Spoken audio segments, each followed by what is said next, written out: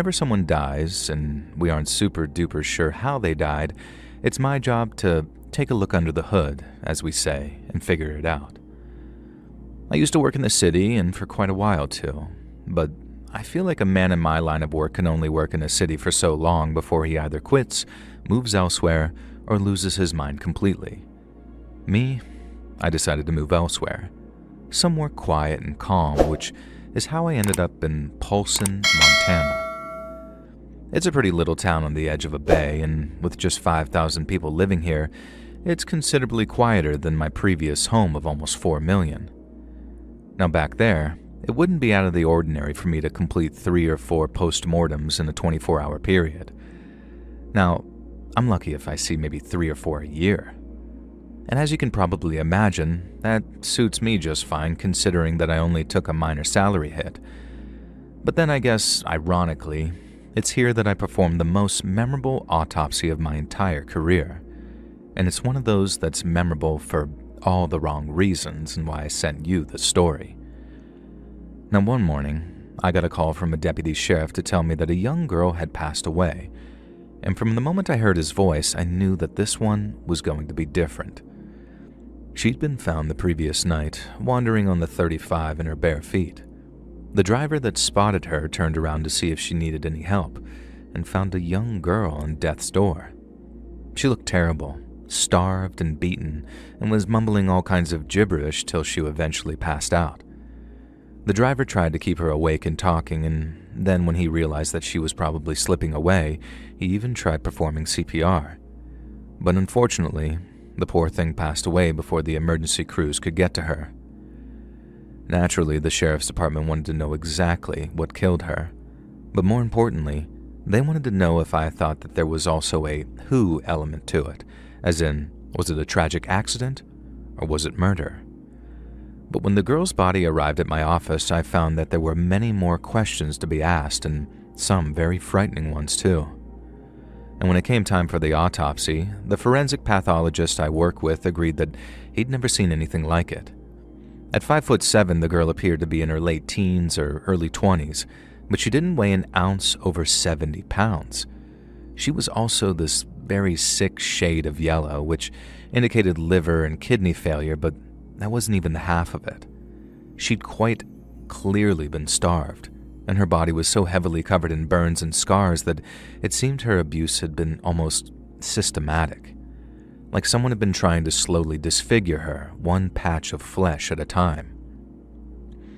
We discovered the girl's eyes had actually been gouged out, and that her finger and toenails appeared to have been completely and deliberately removed. There was also evidence someone had tried to either torture or sterilize her by piercing her abdomen with some hot wires or needles. The technicians collected swabs and samples, and then the pathologist proceeded to cut that old distinctive Y shape into the chest of the deceased. And the effects of her starvation were evidence of the girl's organs, yet bizarrely we found quite a sizable amount of partially digested organic material in her lower digestive tract. Now this, along with samples of her blood and spinal fluids, was tested at our on-site laboratory, and what our technicians found was truly shocking. The contents of the girl's stomach turned out to be a mix of 2 very distinct varieties of fungi, fly agaric and the suitably named death cap. Now the death cap needs no introduction, as I'm sure you know. It does what its name suggests. Some might say that fly agaric is also suitably named because while ingesting it won't make you fly, it does have intense hallucinogenic effects on those who use it. The implications of its presence terrified us. And when it came to writing up the post-mortem, we almost didn't want to believe our own conclusions. Judging from the bruises around her wrists, ankles, and neck, someone had kept the girl prisoner, and the level of starvation suggested this had been for a considerable amount of time. During this period, she had been systemically tortured and maimed by someone exceptionally sadistic. Then, once she was hungry enough to eat just about anything put in front of her, the girl's captor fed her a fatal mix of mushrooms and just let her go. Even if she was still in possession of her sight, we judged the girl was far too weak to have mounted any kind of serious escape attempt. So either something inconceivable occurred and she wandered free from captivity, or her captor deliberately set her free. She spent her final hours wandering through the woods in what must have been complete confusion and unimaginable agony.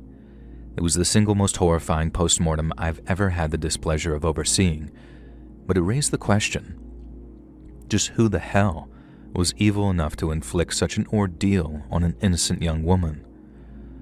Once our examination was complete and the final report written up, the girl's body was transported to a local funeral home.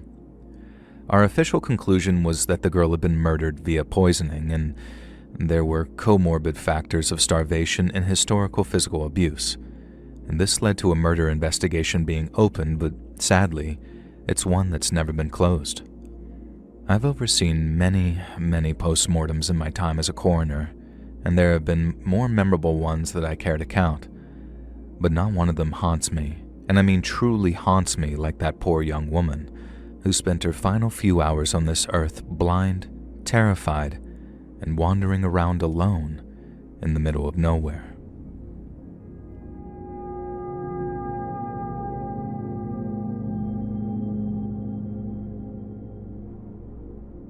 Ever since I can remember, I've always been into post-apocalyptic movies and TV shows. That's no exaggeration either. The first movie I ever remember watching was a Peter Graves one from the 70s called Where Have All the People Gone? It's about a mysterious natural disaster, a solar flash that turns like 90% of people into ash and leaves everyone else to wander this deserted, dead landscape. If I watched it nowadays, I'd probably think it was pretty lame, but back then, it was the coolest thing I'd ever seen. I mean, Mad Max was awesome too, but the idea of people disappearing seemed like it'd be sort of strangely peaceful. Now cut to about 15 years later, and I don't have to look far to understand my fascination with abandoned places. And throughout the summer of 1996, me and my buddy Stan started ticking off as many Texas ghost towns as we possibly could. We visited Mesquite over in Borden County, and then we hit up Best and Reagan and Langley over in Valverde. We'd walk around, take pictures, drink a few beers, and then drive back home once we were back under the limit again. And you might think once you've seen one abandoned town, you've seen them all, but that couldn't be any further from the truth. Each one has something unique to offer. It's just that sometimes that thing isn't always good. So after Langley, me and Stan started looking up other places to visit. It wasn't easy back then. We didn't have access to the internet to just look these things up. So when Stan found a place, he called me up, excited as hell, and told me all about a little place called Lobo. Apparently water was found in the area back in the mid-1800s, and it became a watering hole for pioneers heading west. A railroad depot was established a few years later under the designation Lobo because of all the wolves that roamed around the area, and that's how the town got its name. By the late 20s, the town had almost 30 permanent residents, but more than 100 railroad workers that were stationed around the depot too. There was a hotel, a general store, and a bunch of other businesses. And then came the earthquake. Well, 2 earthquakes, and then the wells ran dry. Stan said that, and he swore this was no word of a lie, a guy called William Christ bought the whole place in the 60s. He opened up a general store and a gas station in the hopes of reviving the place and offered discounted rents to anyone who'd come live there. But then, weirdly enough, there was a weird kind of crime wave around Lobo, and then a bunch of Bill Christ's businesses all burned down one night, and he abandoned the place. That was 1991, meaning by 1996 the place had been abandoned for 5 years. But unlike a lot of other places, almost every building in Lobo was still standing. In fact, I'd say it was the most complete abandoned town we'd ever visited, and the closest I'd ever been to recreating the stuff I saw in Where Have All the People Gone. As you can imagine, I was absolutely over the moon, and so was Stan. It was like we'd walked straight onto the set of some post-apocalyptic survival movie. But little did we know, it was about to become part horror movie too. Because after walking around for no more than a few minutes, me and Stan had heard a sudden scream. It might sound dumb, but at the time, I looked at him and asked if he'd set it up, like he'd I don't know, paid someone to stop by and scare the crap out of me by unleashing some blood-curdling scream. But I turned to him, and the look of fear on his face told me all I needed to know. Since we'd heard Lobo was popular with urbex enthusiasts, some people who also appreciate abandoned places, we figured some other group had run into trouble, some obviously painful trouble by the sounds of things. So we did what we'd want anyone else to do if that was us in that situation, which was run to help. We ran in the direction of the screams, then as we got closer, we heard the sound of someone else cursing. I don't know about Stan, but I thought it sounded like whoever he was with trying to calm him down. He'd fallen, broken his leg, and his buddies telling him to keep quiet so he can concentrate. But it wasn't that at all. Stan yelled out, "Hang on, we're coming," at which point the person screaming started yelling, "Please help me," and all sorts of stuff. And we heard the other voice again too, and right away I realized that we might have misjudged the situation. Something didn't sound right about the way that he was talking, but I could barely hear him over the screams. So I also didn't stop running because both me and Stan were still under the impression someone needed help. Well, they did. There was just no way that we could save them because the people making him scream found me and Stan before we could find the person needing saving.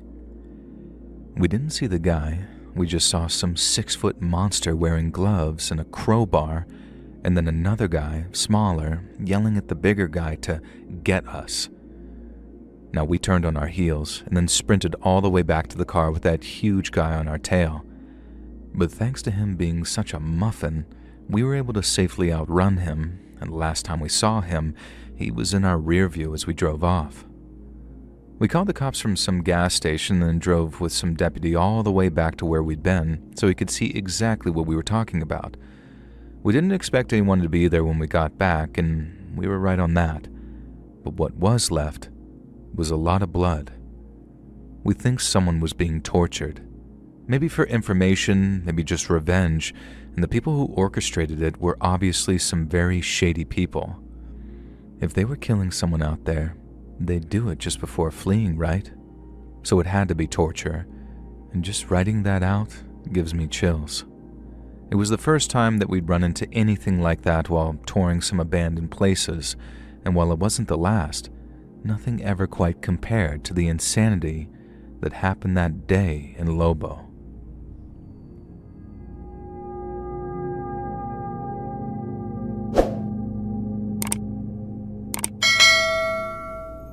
You might find this a very unusual submission, but I think it's one that you and your viewers might enjoy, and while I prefer to remain anonymous, I can assure you that it's actually genuine. Now, without giving you my entire life story, I grew up in the United Kingdom, but my parents are Greek and Iranian. They met in London after emigrating, worked hard to make a life for themselves, and then had me.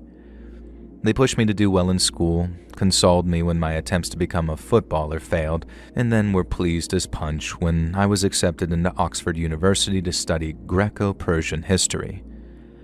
Dad liked the idea of me staying in academia. Mom agreed but thought that I should study medicine. Yet not long after I graduated, I got a letter from an institution known as the Government Communications Headquarters who invited me to attend a job interview. Now, to the untrained ear, Government Communications HQ might sound rather boring, but let me assure you, it is not. That's because GCHQ is responsible for providing signals and intelligence to the government and armed forces of the United Kingdom. It was first established after the First World War, then during the Second, it worked on breaking German Enigma codes out of Bletchley Park in Buckinghamshire. Now, getting hired by them didn't make me some glorified IT guy. It made me, for all intents and purposes, a spy. And I later found out that I'd been headhunted by their recruitment team while I was at university, partially because of my academic and sporting performance, but mainly for my language skills. I spoke a little bit of Greek, but my mom's side of the family were very involved when I was a kid, so while I wasn't completely fluent in Farsi, I knew much more than most about Persian language and culture and could easily pass as Iranian. And this made me an ideal candidate to spy on the Islamic Republic. So for the first 18 months of my career, I trained for that. But then, on a sunny afternoon, UK time, in September of 2001, 19 hijackers changed the course of history, as you know. And after the towers fell, and W told New York how the world was about to hear them, my department's focus shifted from Iran to Afghanistan. But seeing as the two countries have very similar languages, in Dari and Farsi, it made me a highly rated asset, and one that was itching to be deployed. Now, less than 2 weeks after the attacks, I was sitting in a briefing room going over the details of the assignment that I'd been given. London to Cyprus, Cyprus to Turkmenistan, and then from there, I'd transformed myself from a British civil servant to an Iranian journalist before taking a taxi over the border into Afghanistan. Now, my destination was the ancient city of Herat, where I'd gather intelligence on Taliban morale and troop numbers prior to what was undoubtedly going to be an American-led invasion. While in Herat, I learned that many Taliban fighters had been sent to the mountains around 30 miles southeast of the city. There, they were digging in, stockpiling munitions, and preparing to resist coalition forces. So, that's where I went. I was advised to hire a guide to escort me through the wilderness and towards the mountains. I didn't want to get lost, but neither did I want to attract too much attention to myself. So I hitched a ride to a small village within 2 days' walk of the mountains, then did just that. Walked. Getting up into those mountains made for the toughest hike of my life. Then following one particularly grueling climb, I was relieved to see a gently sloping valley that led deeper into the mountains. It was beautiful in its way, like a little slice of Shangri-La. But as I looked around, I suddenly spotted 2 men standing on a ridge some distance behind me. They were little more than specks all the way up there, but I could tell that they were watching me, and I remember thinking to myself, I'd be in a terrible spot of bother if one of those chaps had a rifle. As I walked further and further away from them, and the valley stayed nice and quiet, I started to relax. I started thinking that they were just 2 curious shepherds. But no sooner had that thought entered my head, the first bullet struck the rocks about 50 meters away from me. It was terrifying, impossible to put words into in a way, and I've never felt anything like it. There was nothing ahead of me but open ground, so all I could do was run as fast as I could and hope the gunman was just some goon with an AK and not an expert marksman. Because if he was, I was dead. And the first bullet landed about 50 meters away in a spray of dust and gravel, but when the second hit, it was even closer. It landed no more than 20 meters ahead of me after whizzing over my head. And the next was closer still, landing just within arm's reach. But by then, I had made it to a grouping of large rocks that I could bound between to put something solid between me and those bullets. And eventually I was faced with a stretch of open ground leading up to a gentle ridge, and I waited to see if another shot came, and then when I was met with only silence, I ran for the ridge, praying the gunman had given up and wasn't just reloading. But no more bullets were fired. It was a relief to be on the other side of the ridge, knowing I was totally out of sight, but I knew that I still wasn't safe. The gunman and his pal could be pursuing me, or there could be additional assailants waiting ahead. And with no choice, I pushed on as fast as I could until I suddenly spotted a plume of smoke rising in the distance. It wasn't until I got much closer that I realized that it was a tea house, and that was another huge relief, because with the sun beginning to set, it was an ideal place to bed down for the night. Most Afghan tea houses serve tea and simple meals, but many feature side rooms or second floors that function as guest houses. Guests are packed into one large room with nothing but a mat to sleep on, so it's not exactly the Ritz, but they serve as a wholesome shelter for travelers during the longer, colder nights and when the passes are blocked by winter snows. I drew some stairs after making my way inside, but after the owner rather loudly asked where I was from, my cover story seemed to lessen the tension. There was a clear interest in me, but I was left to eat and drink in peace. After a few hours of nursing cups of tea and talking with fellow travelers, I approached the tea house's owner regarding accommodation for the night. I was directed to a back room where, just as I expected, several other men sat on their sleeping mats, which were placed around the room. The walls were bare, the floor was covered in a mosaic of carpets, and there was a large silver tea set in the middle of the room. But what really grabbed my attention was the Kalashnikov that sat in one man's lap.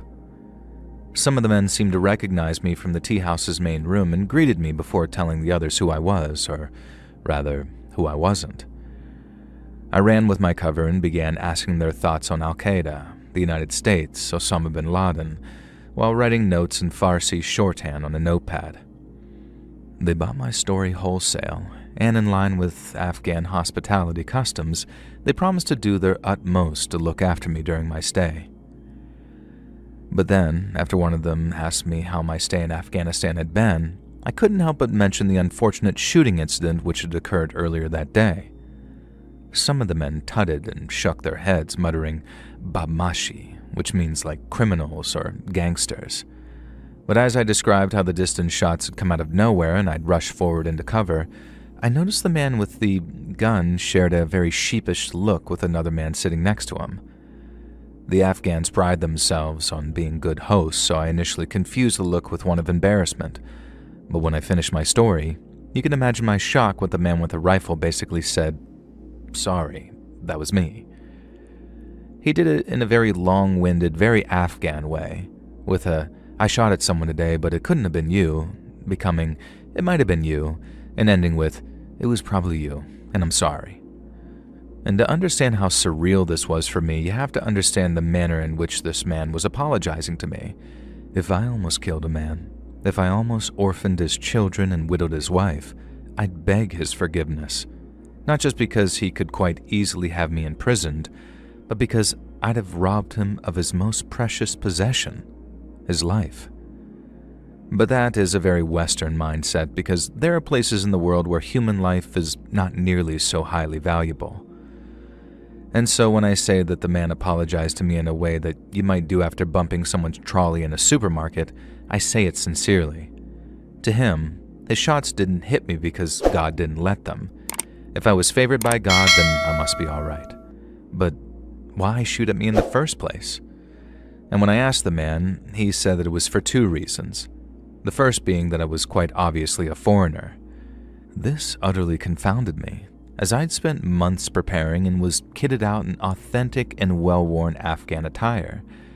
Yet according to the gunman, he knew that I wasn't Afghan because, and these are his words, I didn't walk like it. And then since there was a good chance that I was some kind of American infiltrator, not far off, boys, the gunman decided that there was no harm in shooting at me. He says this to his companion, but his companion laughs and then says something to the effect of, "You'll never hit him at his distance, you're a terrible shot," to which he replies, "Oh yeah? Watch me." It was a bet. I was nearly shot and potentially killed over little more than a bet. The perpetrators were deeply apologetic and claimed that they'd never have shot me if they'd known that I was an Iranian Muslim, but it was still a very strange and very bitter pill to swallow that I'd nearly been killed to prevent a man losing face. And it was also a reminder that if they found out who I really was, I'd be in a hell of a lot of trouble. So instead of showing what I really felt, which was a mix of terror and relief, I acted calm as you like and told them God obviously had a plan for me. And both men were very pleased by my veneer of fatalism. But it was just that, a cover, as deep down I was more frightened than I'd ever been in my entire life. Yet thanks to my training, I'd learned not to show it. The group and I talked until the wee small hours of the morning, and I made notes on anything and everything pertinent. The two men even offered to walk me further up the mountains so I could reach Taliban positions in safety, but I departed before the call to dawn prayers while everyone was still asleep. I reached the Taliban positions, conducted a few interviews with their lieutenants and commanders, and all without having my cover even close to being blown. And then just a few weeks later, American B-52s were dropping bombs on them, all based on my intelligence reports. And I sometimes think about that tea house and I hope it survived the American bombing. One day, God willing, I can go back there and be a traveler under some very different circumstances.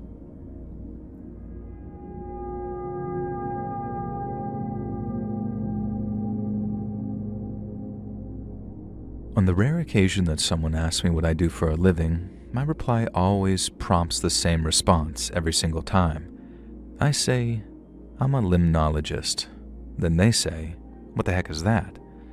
So, in as few words as possible, I'm a scientist, and I study freshwater, meaning anything from lakes to ponds to reservoirs, and my job is to understand how they work as ecosystems. I'll measure how deep they are, I'll check their chemical composition, as well as taking notes of what lives in them, and if applicable, how it all changes with the seasons. I guess I'm a nerd for water, but I love my job for another reason, and that's all the field work I get to do. I've always been happier outdoors than indoors, so the fieldwork side of things was a big appeal when it came time to apply for jobs. I'm a regular visitor to national parks, but sometimes my work takes me out to some very remote places that are far from the beaten track. I'm talking lakes tucked away behind miles of logging roads, or ponds that are so deep in the backcountry that there's no cell service or gas station for miles and miles around. Now, once I arrive at my site, I'll haul my equipment from my truck, the depth sounders, water samplers, and oxygen probes, and then I'll take measurements of temperature and oxygen at different depths to build what we call a profile. It can be pretty lonely work, and obviously that has its own set of downsides. But then came one day when I learned that sometimes alone is better. So on the day in question, I had been out on the lake all morning pulling up sediment cores. These are really long, heavy cylinders full of mud from the lake's bottom, and analyzing them layer by layer can tell you the story of the lake's past. It was one of those remote southwestern lakes, Lake Walker in Nevada to be exact, where the road just kind of gives up points and turns into gravel. No one goes out there unless they've got a reason, and since there are a few good reasons to be out at some muddy lake in the middle of the desert, I thought I was alone. And by the time I got the last course sealed and logged, my arms felt like they were just about ready to fall off, and with the sun starting to dip behind the tree line, it signaled the end of my day's work. I sort of trudged back up the path to where I'd parked the truck. In it was my old field rig loaded with gear, data sheets, and a cooler full of samples. It was expensive gear too, so much so that it'd be cheaper to replace me than it would be my equipment. And so you can imagine my horror when I finally spotted my truck and saw that the driver's side window had been smashed in. I ran, convinced that some meth head had stolen tens of thousands of dollars worth of specialist equipment, and I could already see him flipping it for a few $100 and then smoking or injecting months of work into his lungs or veins. And then by the time I was terminated from my job, denied what I believed was my life's purpose, he'd already be robbing his next victim. I was catastrophizing, I suppose, these hypotheticals, panic-stricken at the idea of all that work amounting to nothing. But while I found a heck of a lot of glass all over the seats, there was nothing missing. In fact, rather than steal from me, whoever broke my window had only added things, not taken them away. Because underneath the windshield wiper, pinned in place by the plastic, was a torn scrap of cardboard on which was written, "We left you a gift." And by all estimates, my window had been broken by the fist-sized rock which now lay on the passenger's seat, and looking at it, I figured that was my gift. I distinctly remember being terrified that someone was about to step out of the nearby tree line, someone who'd been watching and waiting to give me more of their gifts. But thankfully there was no one. And then after sweeping all the broken glass from off my seat, I started on the long drive back to the dirt road that'd take me toward the highway. By the time I was moving again, I'd calmed down a little, but by then I was also just mad. I mean, who the hell sees a stranger's truck parked in the middle of nowhere and their first thought is, I'm gonna smash it? I figured it was probably just some dumb teenagers, bodies of men, the minds of children, with mile-wide cruel streaks to boot. And then as I considered the probability of the cops being able to catch them, I felt something moving against my leg. I thought maybe a fly might have gotten to the truck, so I sort of just jerked my leg a little to get it off of me. But the feeling didn't stop, and I realized that whatever it was way bigger than any fly. I then remember taking my eyes off the road and looking down at my leg, and that's when I saw what was crawling up it, and my heart nearly stopped in my chest. It was a bark scorpion, one of the most venomous in all of North America. That was my gift, not the rock, And despite my education and IQ, I hadn't realized until it was way too late. Every instinct told me to slam on the brakes and jump out, and try to bat it off my leg, but I was doing 60 down some winding road with one with no shoulder to speak of. I just remember gripping the wheel so hard that my hands hurt afterwards as I forced myself to breathe, and when they say that time slows down in those sorts of situations, I didn't know how true that really was until those moments. Each second stretched out like a rubber band as I watched that scorpion slowly crawl up my leg, and as each one slipped by, I watched the scorpion edge closer and closer to my groin. I managed to ease off the gas, signal and roll to a stop on a narrow gravel turnout. My heart felt like it was going to explode in my chest as I shifted into park, and then I unbuckled my seatbelt, opened my doors smoothly and slowly as I could. I stepped out one leg at a time, and then after raising the fabric from off the skin of my thigh, so as if it sort of stung it would penetrate my skin, I began to shake my pants till the scorpion fell and hit the ground. I practically jumped back into my truck and slammed the door again, but when I did, I was hit by this wave of relief and spent the next few minutes with my head in my hands. I don't think that I've ever been so terrified in all my life, and to this day, I struggle to think of a time where I felt more panic-stricken. It wasn't even so much the scorpion, because while people have died after being stung by bark scorpions, those deaths are very rare. It was the idea of trying to keep my car on the road when my legs felt numb and I went into convulsions. Then if another truck or car drove by, and I might as well have finished that day in several more pieces than I started. I told the guys back at the office about what happened. I needed no encouragement to file a police report because God knows I didn't want whoever left that scorpion in my car to get away with it. But I also knew that there was a very slim chance anything would come out of it, so I wasn't surprised when months turned into a year and I didn't hear back from the cops in Nevada. To this day, I sometimes catch myself wondering who the hell would do something like that and why, but I think deep down, I know. My grandpa used to say some folks were born with the devil in them, and while I have a more scientific explanation, it doesn't make it any less digestible. Some people are just bad, and there's nothing anyone can do about it.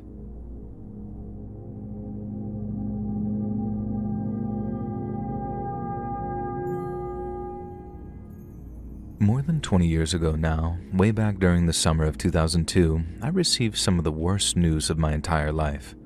My favorite aunt, Janie, who I'd been very close with after Mom died when I was young, had suddenly and tragically passed away. It was devastating, but perhaps even more so because it came at a very inopportune time for me. I guess no death comes as a quote-unquote good time, but Aunt Janie died as I was going through a series of bitter financial struggles. I moved across the country a few times before to pursue my dream of, I guess that's not entirely relevant, but let's just say that it wasn't going well, and I barely had 2 quarters to rub together. I couldn't afford a flight, and I really didn't want to leave my car alone for days because it had almost certainly been stolen by the time I got back. And so not wanting to miss the funeral for fear of forever regretting it, I decided that I was going to drive almost 3,000 miles from Newark, New Jersey to my hometown of Sacramento, California. And sometimes when I look back on it, I wonder what in the world I was thinking, embarking on a 6,000-mile round trip. But at the time, it made perfect sense. I hated living in Newark so bad that I'd have done anything to get away for a while. Now, nothing against the city itself, it's not nearly as bad as some people make it out to be, but my living arrangements left much to be desired, and for multiple reasons, too. I also figured that since I hadn't really seen much of the country I lived in, it was a great excuse for a road trip. Then, and this is probably the craziest part, I figured that I might buy an RV while back in California, assuming that I got some inheritance money, and I'd drive that back to Jersey instead. And like I said, I'm not really sure what I was thinking, but my idea of that road trip and the reality of it would turn out to be very different. On the 3rd day of my journey, I'd reached the western side of Wyoming. I just stopped in a little town called Lyman for a light lunch and then planned to stop for gas in a place called Evanston before crossing over into Utah. But after maybe 45 minutes of being on the highway, I spotted a small town on the horizon, one that I was pretty sure not Evanston. And I remember slowly as I reached the town limits while thinking, well, might as well top off my tank here if possible, and I started looking around for a gas station. But then, rather than wasting time driving around in circles, I figured that I'd just ask someone for directions. The place had an old-timey vibe about it, and a bunch of stores had signs that looked like they were in Swedish or maybe German. And then aside from a couple of rundown houses, it was honestly picturesque. People looked friendly, it had that wholesome small-town feel to it, so I didn't think twice about rolling down my window and asking a passerby for some pointers.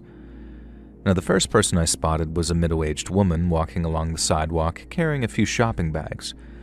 Now, I called out to her, and she walked over to my window, and then after a nice welcoming to the town, she told me that the gas station was almost smack bang in the middle of things, not far from town square. I thanked her and told her how pretty her town was, and she said that I was welcome, but then as I was driving off, she did something very out of the ordinary. She pointed her fist at me, with her index and pinky fingers raised, and then said what sounded like thin and gangly. She said it with a smile, and then turned her back and walked off. So at the time I figured it was little more than just like some harmless idiosyncrasy. And I also figured that I hadn't heard her correctly because there was no way that she said thin and gangly. It had to be something else. But then, what was up with that sort of devil horns rock gesture she made too? And as I drove toward the town square, I figured that I was probably just overthinking things. Maybe she had arthritis and couldn't make a whole fist while pointing. And then, whatever she said, the smile on her face suggested it probably wasn't mean or rude or whatever. And so with that in mind, I continued on towards the town square and the gas station. When I arrived, the gas station's pumps looked like they were from the 60s, and a smiling attendant had to walk out from the station to give me advice on how to use them. He was friendly about it, but he clearly took a great deal of amusement in seeing a millennial like me struggling to use something so outdated. Now, once I was done, I walked inside to pay him. I made a little small talk as I took my change, realizing that I hadn't seen any signage outside of town, so I didn't know what it was called.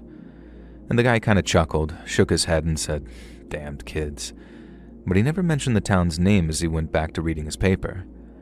I figured he probably wasn't the conversational type, so I just thanked him and turned and began walking back to my car. But as I did, I heard that weird phrase spoken a second time. Now, from behind me, I thought I heard the attendant say, "From thin and gangly." And he said it in the same way as you'd tell someone, "See you later." Now, I then said back, "Sorry, what did you say?" But not in a sort of confrontational or demanding way. I was just sure to stay as courteous as I could. But instead of explaining himself, the guy simply said it a second time, only that time, he said it so slowly that I could hear exactly what he was saying. "Von hinnen gangen." He didn't just repeat himself, though. He said it aggressively, almost like it was a warning. And if it was a warning, it was one that I didn't need to be given twice. I walked straight back out to my car, intent on getting the hell out of town. Something weird was going on, and I suddenly felt very unwelcome. When I stopped at some lights at the edge of the town square, I noticed someone gesturing to me from the sidewalk off to my left. He was waving gently and had a smile on his face, but by then I was so wary that I wasn't convinced his intentions were pure. I waved back cautiously, and then he started moving his fist in a circle as if to say, "Roll your window down." I didn't roll it down completely. Like I said, I was still kind of wary, but as soon as he saw the gap in the glass, he started pointing at me with his index and pinky finger, just like that lady did before yelling out, "Von hinnen gangen." I rolled my window up again, wondering what the hell I was thinking and rolling it down a little.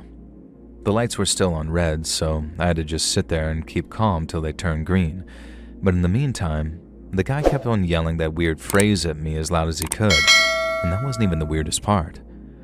There were people walking past him, a lot of them too, but they were either completely ignoring the guy, like he was sort of invisible or something, or they just sort of looked on and smiled at his outbursts, while some of them were even laughing to themselves as they passed. I was actually kind of dumbstruck for a second, so as the guy yelling started walking towards my window, all I could do was watch him and wonder if he was crazy or if something else was happening, something I couldn't explain so easily. But when he slammed his fist into my window, I was dragged out of that dumbstruck stupor. I began yelling at him to get the hell away from my car, but as I did, the car behind started honking since the lights had turned green. I just drove, and I'd have broken the speed limit if I wasn't certain that I'd end up getting pulled over by some weird cop who'd do who knows what, probably after yelling that weird phrase at me. And I know that's probably what you're thinking at this point. Like, why not call the cops or drive to the town's sheriff's office or police department? Well, to put it straight and simple, I was terrified. The last thing I wanted to do was hang out in a place that was just so bizarrely hostile, so I tried to flee. And so after I saw the light had turned green, I put my foot down, staying within the speed limit, of course, and tried making my way to the town's western limits. I was still shaken by the guy attacking my car, but my escape was going well, so I was able to stay calm. But then as I was confident that I was going the right way, 2 teenage boys jumped out in front of my car so suddenly that I had to slam on the brakes. I yelled at them to get the hell out of the street, but then, I'm pretty sure you can guess what they did next. Yeah, they pointed their fists at me in that same devil horn style salute, and then they each began yelling von hinnen gangen. Not quite in unison, but very loudly. I remember screaming in frustration as I backed up and tried to drive around them, but then they moved aside and blocked me again. I yelled at them for a second time to move out of the way, but they just kept on yelling those damned words at me with these big crap-eating grins on their faces. I knew I'd have to turn around and find another way out of town. I just couldn't run those boys over either. I wanted to, don't get me wrong, but you see my point. But then as I looked behind me to check if the street was clear, I saw a third boy running at my driver's side window, and he's carrying this big old stick in his hands. I knew what he was about to do with it, so I did my best to speed up my attempts to turn around. But I was too slow, and he was too quick. But he wasn't just quick. That kid was strong too, because when he sent that stick smashing into my window, it caused the glass to actually crack in a spiderweb pattern. Now I screamed, and the boys laughed, and then honestly I didn't try to run them over, but they were forced to duck out of the way as I put my car into drive and put my foot down again. They didn't just quit it either. They chased my car, running as fast as they could until I reached the town limits, and I kept looking up into my rear view, watching them run right down the middle of the street. A couple of grown-ups were walking around, but they didn't seem to pay any attention at all to those boys as they ran screaming behind my car. I distinctly remember yelling, "What the F is wrong with this town?" as I finally hit the open highway, trying desperately to stop from breaking down completely. And I think I lasted about 5 or 6 miles tops before I pulled over to the side of the road and burst into tears. It took a while before I was calm enough to drive again, but then I got back on the highway and I realized that I wasn't where I thought I was. It took a while to actually orientate myself, but when I did, I managed to get back on the road to Evanston. When I arrived about an hour later, I stopped and checked a map to see where the sheriff or police department was. I didn't want to ask any more strangers. I didn't want to risk it. I drove to the police department, and then after arranging to talk with an officer, he led me to some kind of interview room where I told him the whole story.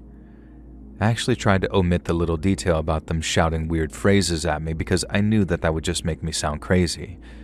But even so, the way I described the town and the way its people acted towards me, it had the officer raising his eyebrows on more than one occasion.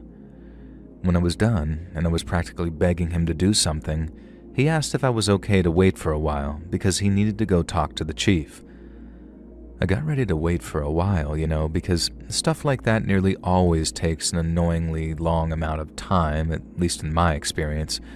But then no more than 5 minutes went by before the chief appeared in the department's waiting area and asked if he could speak with me. Now, I could tell just from the way he greeted me that it wasn't going to be good news, but hearing it was surreal to say the least. The chief said I wasn't the first person to fall afoul to what he called Germantown, and I probably wouldn't be the last either.